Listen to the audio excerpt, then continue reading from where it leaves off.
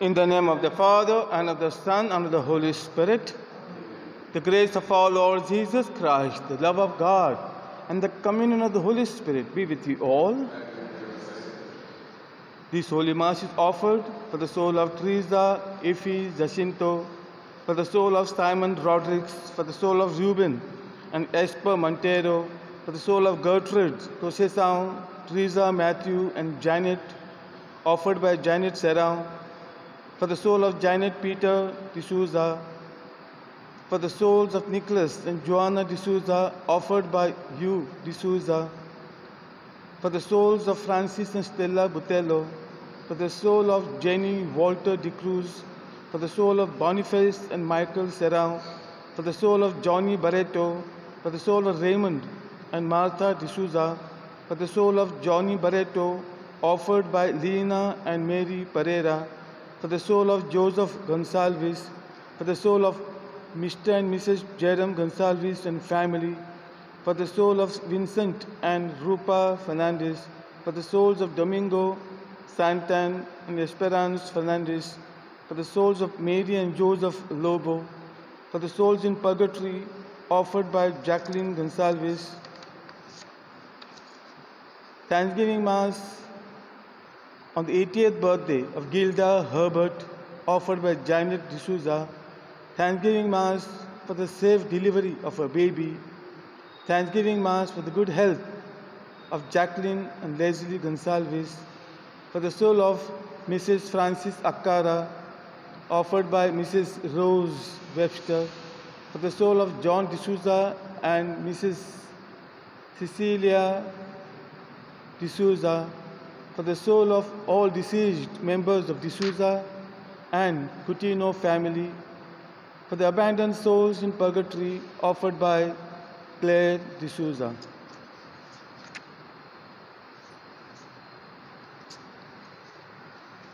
Today we celebrate the feast of Saint Elizabeth of Hungary, born in 1207, born to the King of Hungary, daughter of the King of Hungary, princess. She was married to a huge landlord called Ludwig. She bore 3 children for him. But after he died, she embraced poverty, started a hospice, and she began to care for the sick there personally.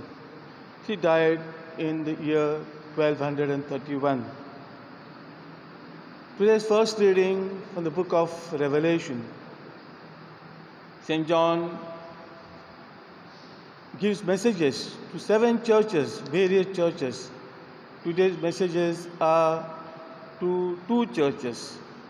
To the church in Sardis, which was not very faithful to Christ, to the gospel, and St. John reminds the church in Sardis the love they had for Jesus and the gospel right in the beginning when they embraced the gospel, and to come back to that love, first love that they had.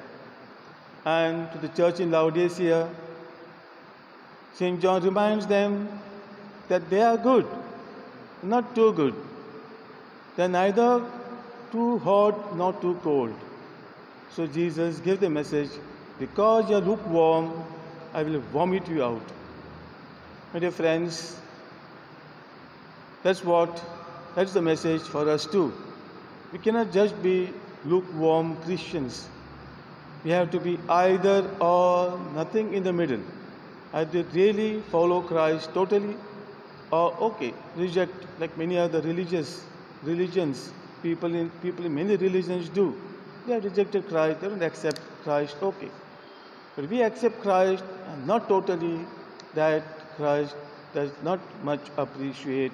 That is the message we have in the book of Revelation.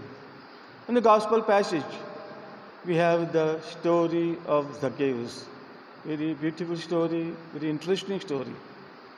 Story of Zacchaeus, who climbed a sycamore tree because he was small in stature, just to have a look, a glimpse of Jesus.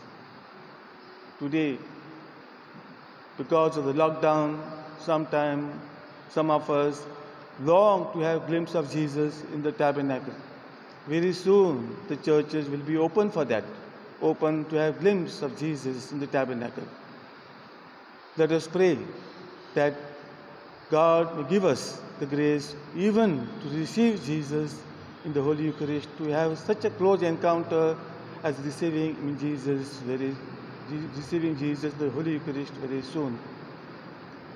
To celebrate the Eucharist worthily, let us call to mind our sins and be sorry for them.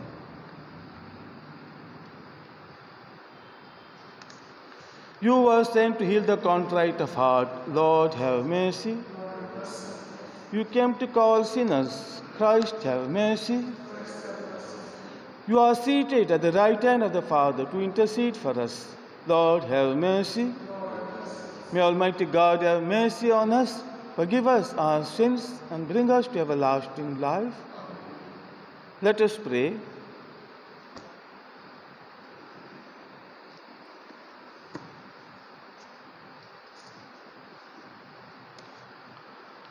O God, by whose gift Saint Elizabeth of Hungary recognized and revered Christ in the poor, grant through her intercession that we may serve with unfailing charity the needy and those afflicted. Through our Lord Jesus Christ, your Son, who lives and reigns with you in the unity of the Holy Spirit, one God, forever and ever.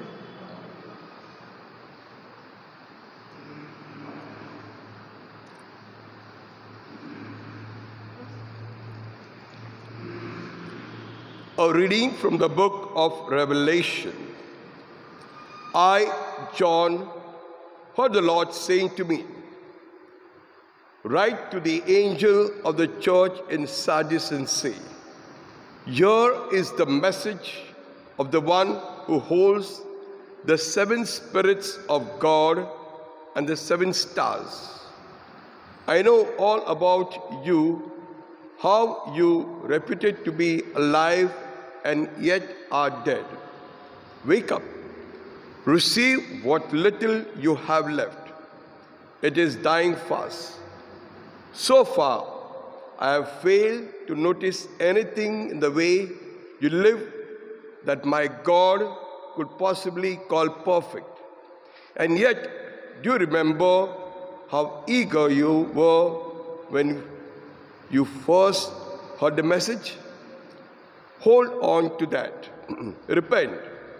If you do not wake up, I shall come to you like a thief, without telling you at what hour to expect me.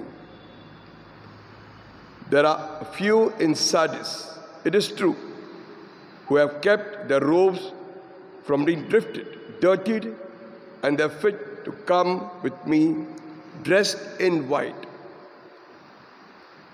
Those who prove victorious will be dressed like these in white robes. I shall not blot their names out of the book of life, but acknowledge their names in the presence of my Father and his angels. If anyone has ears to hear, let him listen to what the Spirit is saying to the churches. Write to the angels of the church in Laodicea and say, here is the message of the Amen, the faithful, the true witness, the ultimate source of God's creation. I know all about you, how you are neither cold or hot. I wish you were one or the other. But since you are neither, but only lukewarm, I will spit you out of my mouth. You say to yourself, I am rich, I made a fortune, and have everything I want, never realizing that you are wretchedly and pitiably poor, and am blind and naked too. I warn you, buy for me the gold that has been tested in the fire to make you really rich, and white robes to clothe you, and cover your shameful nakedness, and eye ointment to put on your eyes so that you are able to see. I'm the one who reproves and disciplines all those he loves. So repent in real earnest. Look, I'm standing at the door knocking. If any one of you hears me calling and opens the door, I will come in to share his meal, side by side with him. Those who prove victorious, I will allow to share my throne, just as I am victorious myself and took my place with my Father on his throne. If anyone has ears to hear, let him listen to what the Spirit is saying to the churches. The word of the Lord. The response to God's words shall be, those who prove victorious, I will allow to share my throne. Please repeat, those who prove victorious, I will allow to share my throne. Lord, who shall be admitted to the tent? He who walks without fault, he who acts with justice and speaks the truth from his heart, he who does not slander with his tongue. Our response, those who prove victorious, I will allow to share my throne. He who does no wrong to his brother, who casts no slur on his neighbor, who holds the godless in disdain, but honors those who fear the Lord. Our response, those who prove victorious, I will allow to share my throne. He who takes no interest on a loan and accepts no bribes against the innocent, such a man will stand firm forever. Our response, those who prove victorious, I will allow to share my throne. Please stand for the gospel.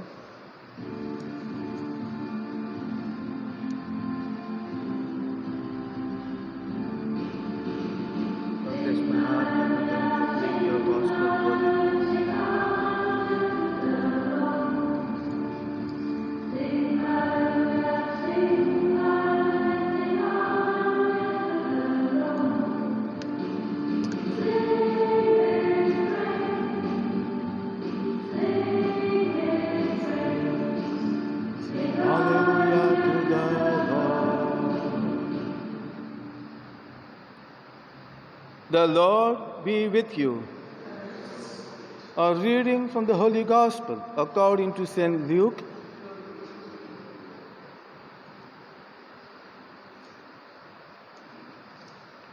Jesus entered Jericho and was going through the town when a man whose name was Zacchaeus made his appearance. He was one of the senior tax collectors and a wealthy man.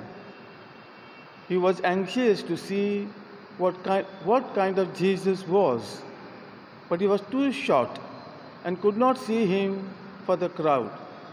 So he ran ahead and climbed the sycamore tree to catch a glimpse of Jesus, who was to pass that way.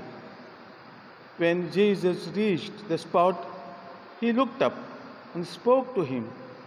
"Zacchaeus, come down, hurry, because I must stay at your house today." And he hurried down and welcomed him joyfully.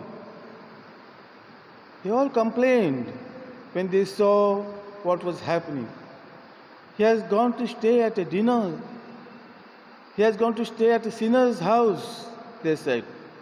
But Zacchaeus stood his ground and said to the Lord, "Look, sir, I am going to give half my property to the poor. And if I have cheated anybody, I will pay him back 4 times the amount."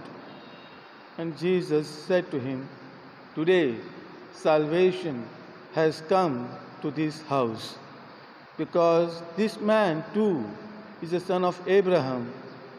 but the Son of Man has come to seek out and save what was lost.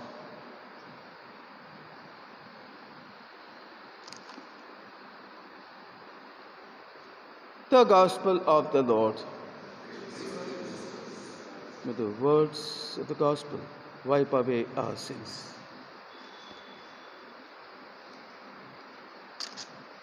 My dear friends, really a very beautiful story, very interesting story, Zacchaeus and Jesus.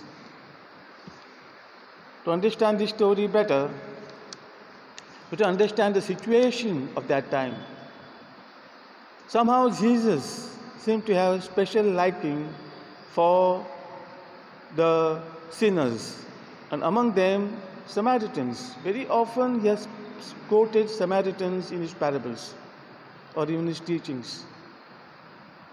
And tax collectors. Among the sinners, these were the worst. Samaritans, because they are low caste, they racially, they are impure Jews, Hebrews. They had intermarried, especially during the exile. So they were considered impure, they are considered as low caste.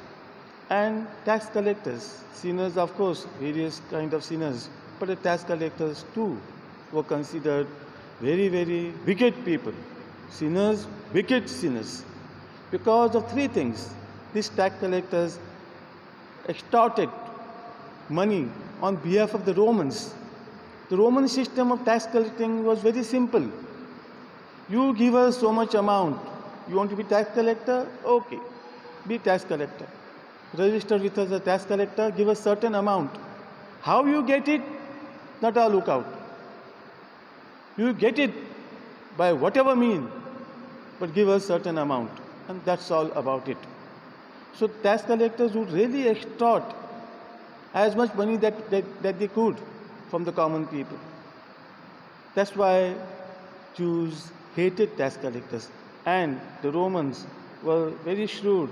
They had appointed the Jews themselves as tax collectors. Not the Romans were not collecting taxes. They were not tax collectors. They were income tax officers. The Jews themselves. So these Jews were collecting tax for the Romans, were hated to the core by the Jews. Second reason, they would extort money. They were given powers to beat up people, to get the money out of them. So that's why they hated. Second reason why they hated the tax collectors. And third reason, because the money they were collecting, that's what the Jews thought, the money the Romans were collecting was also used for idol worship.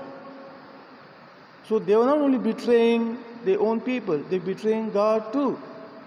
Because they were encouraging, in a way, indirectly, idol worship.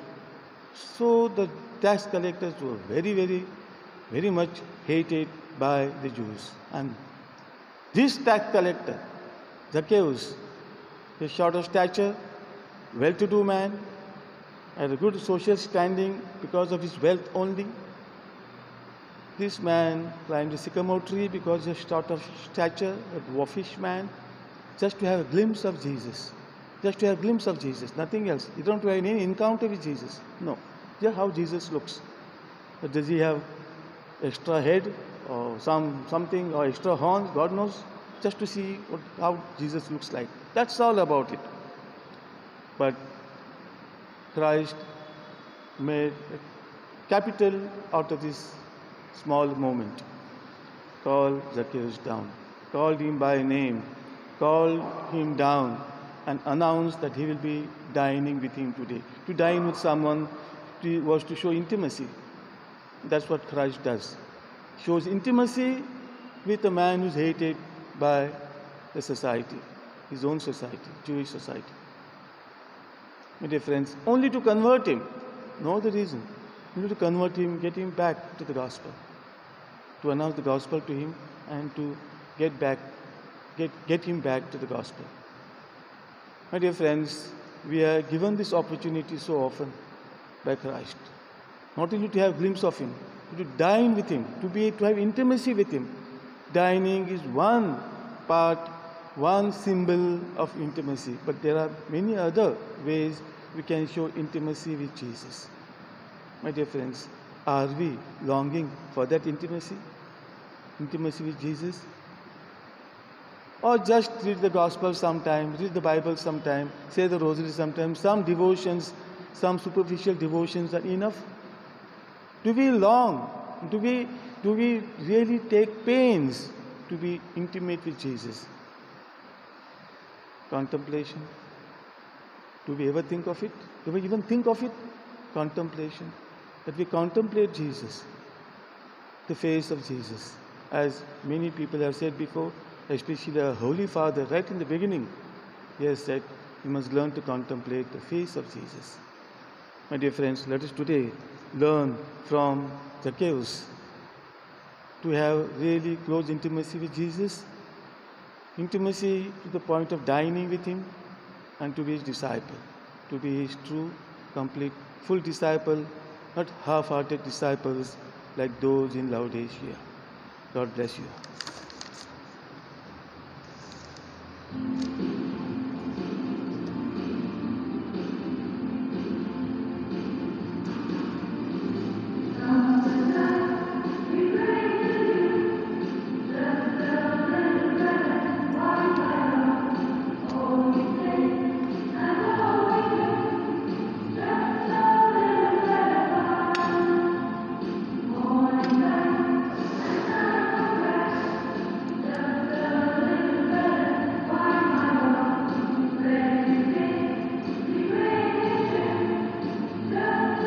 Blessed are you, Lord God of all creation. Through your goodness, we have this bread to offer, which earth has given. In hands have given it for us, the bread of life.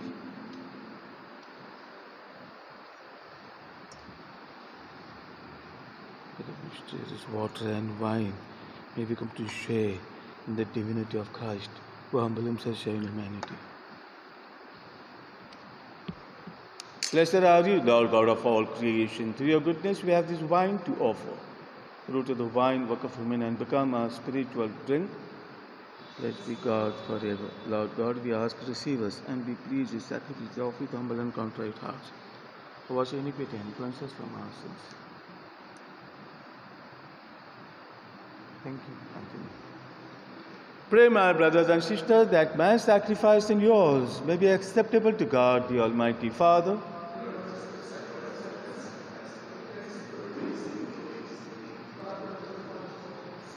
Grant, O Lord, we pray, that what we offer in the sight of your majesty may obtain for us the grace of being devoted to you and gain us the prize of everlasting happiness.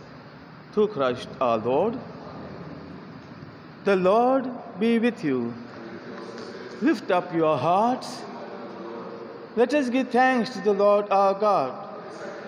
It is truly right and just, our duty and our salvation, always and everywhere, to give you thanks, Father most holy, through your beloved Son, Jesus Christ, your Word, through whom you made all things, whom you sent as our Savior and Redeemer, incarnate by the Holy Spirit and bound of the Virgin.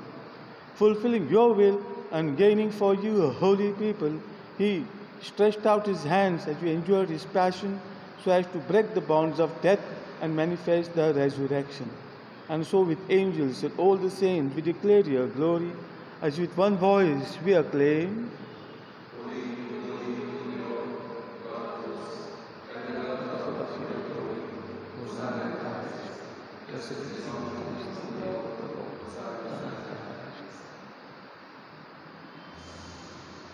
you are indeed holy, O Lord, the fount of all holiness. Make holy, therefore, these gifts, we pray, by sending down your Spirit upon them like the dew fall, so that they may become for us the body and blood of our Lord Jesus Christ. At the time he was betrayed and entered willingly into his passion, he took bread and, giving thanks, broke it and gave it to his disciples, saying, "Take this, all of you, and eat of it, for this is my body, which will be given up for you."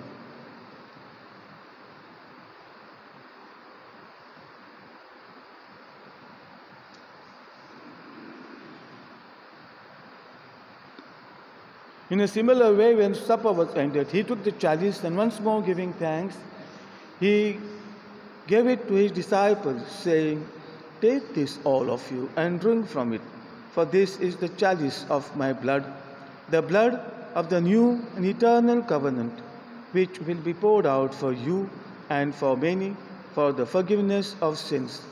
Do this in memory of me."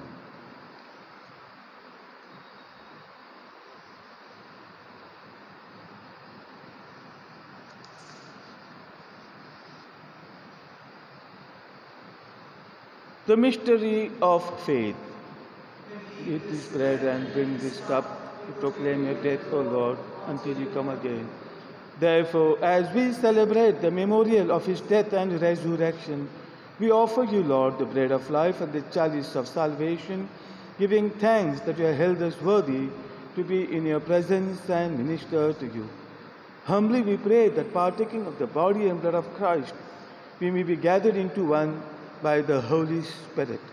Remember, Lord, your church spread throughout the world and bring her to the fullness of charity, together with Francis our Pope, Oswald our Bishop, his auxiliaries, all the religious, and all the clergy.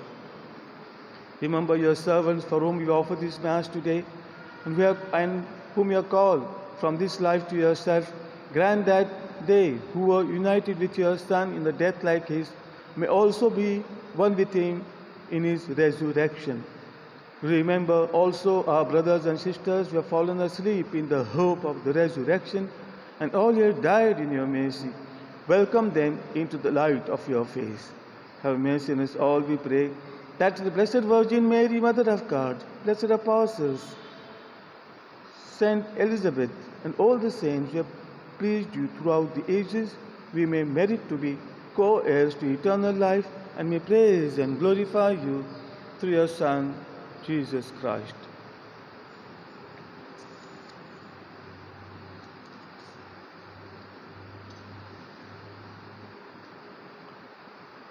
Through him and with him and in him, O God, Almighty Father, in the unity of the Holy Spirit, all glory and honor is yours forever and ever.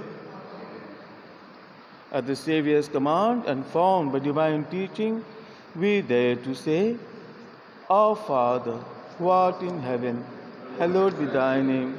Thy kingdom come, thy will be done on earth as it is in heaven. Give us this day our daily bread, and forgive us our trespasses, those who trespass against us. And lead us not into temptation, but deliver us from evil. Deliver us, Lord, we pray, from every evil and from every pandemic. Graciously grant peace in our days, that by the help of your mercy, we may be always free from sin and safe from all distress and diseases, as we await the blessed hope and the coming of our Savior, Jesus Christ. Let us pray for peace, peace in our hearts, peace in our families, peace in our neighborhood, peace in our country, and peace in the whole world.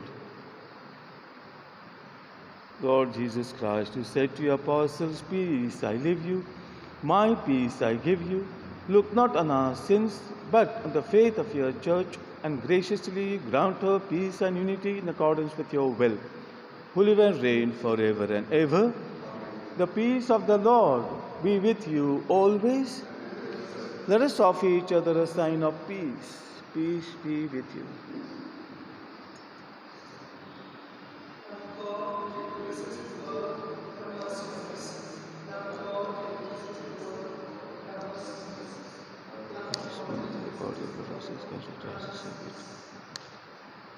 Lord Jesus Christ, faith and love and mercy, we eat your body and drink your blood. Let it not bring us condemnation, but health in mind and in body.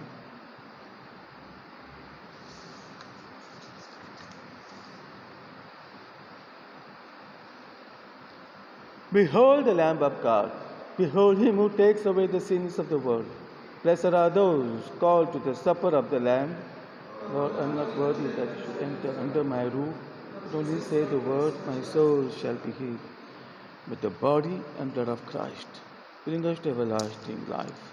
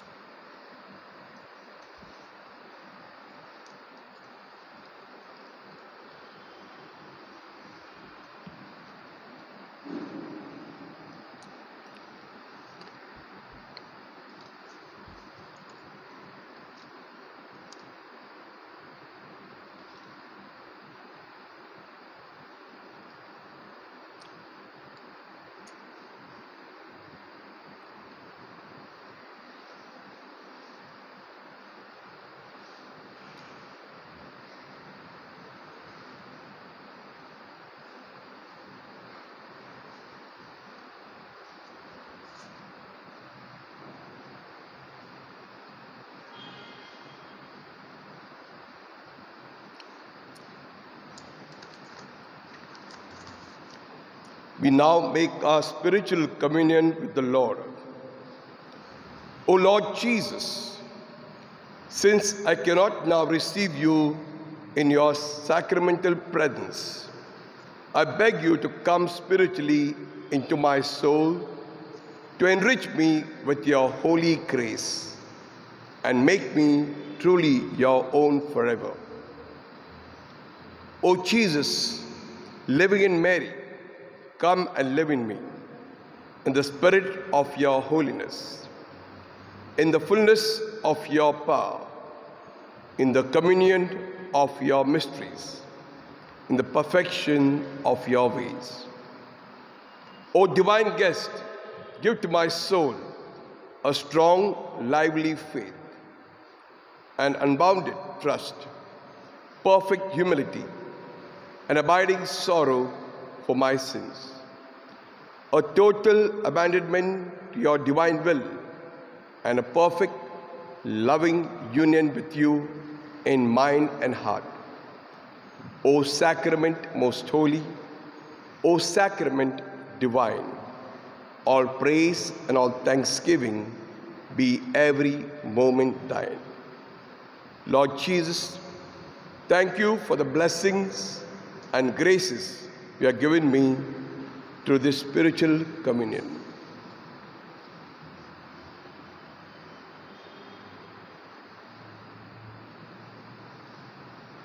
Let us pray.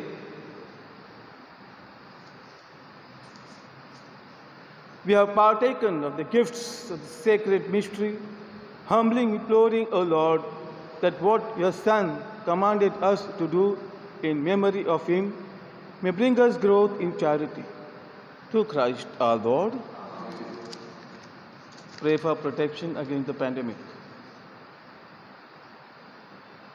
Almighty and merciful God, who show your love to all creation everywhere, hear graciously the prayers we make for all those affected by the coronavirus in various parts of the world. We come before you asking for a quick control of the outbreak, for a healing of those affected, for the victims and their families. We pray for the doctors doing research that the effective vaccine to combat the sickness is speedily found. We pray for the government and the health authorities that they take appropriate steps for the good of the people. We make this prayer to Christ our Lord. The Lord be with you. With the blessing of Almighty God, the Father, the Son, and the Holy Spirit come upon you, remain with you forever. This Mass is ended. Let us go in the peace and joy of Christ.